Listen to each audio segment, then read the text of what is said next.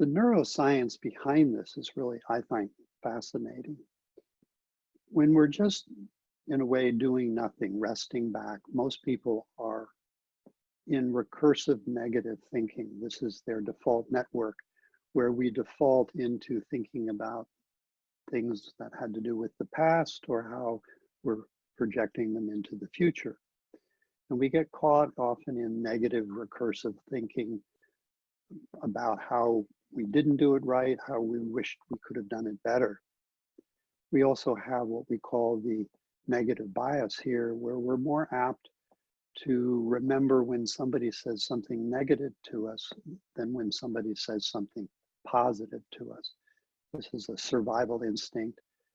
And it also is where we feel our sense of I, me, mine versus you and theirs. So it's a sense of separation we experience when we're in our default network. Then we have what's called the dorsal attention network. And this is where we learn how to move our attention. So take a moment and let your attention open to the environment around you, to sounds that may be going on,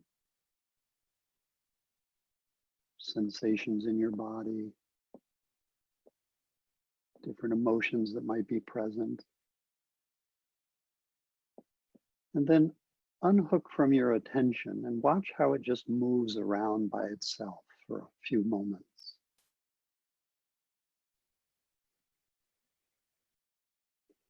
We can quickly see that our attention network is constantly roaming around. It's a survival mechanism. It's looking for threat. It's trying to help us stay safe in our environment.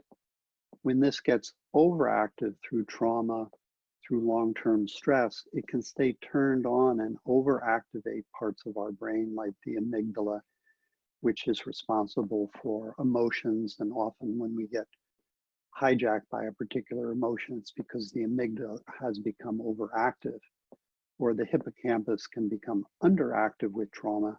And this is where we are unable to have a sense of perspective. And so we can overreact given past trauma or future or present events that we're projecting into our life. There's a third, the control network. This is mediating between this default network and this dorsal attention network. And it's like the executive control center in our prefrontal cortex, which is helping us move through the world and create social relationships, create a sense of time and how to act in the world. Then there's what's called the present-centered network. When we become quiet or in a meditative quality or state of mind, this present-centered network tends to become more active. It's more, as you can see in the drawing, it's more in the right upper quadrant of our brain. And when our present-centered network turns on, what we see is high-level gamma being produced, which leads to a sense of non-separation or deeper intercorrelation of relatedness to ourselves, to the world around us and others. It also is linked to insight. The moment you have an insight, we can see in your brain, it produces high-level gamma, which is helping us come into what Dan Siegel has coined this beautiful word, infinite possibilities. So this is where we can open to new understandings that we can't have when we're simply being held hostage in our default network. And interestingly, when people are in their present-centered network and they're being under study, we see them giving reports of having a greater sense of well-being, a sense of peacefulness, equanimity, and a higher order of resilience when they're under stress.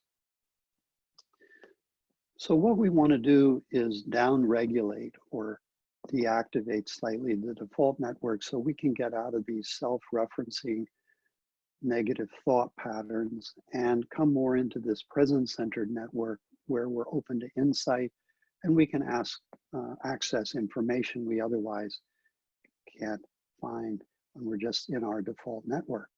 Hello, this is Lynn Fraser with the Killaby Center Radical Recovery Summit. We are so excited to bring you the lineup for January 10th to 19th, 2020. Go to radicalrecoverysummit.com to see the new headliners for 2020 and to sign up. You can watch free January 10th to 19th or buy an all-access pass.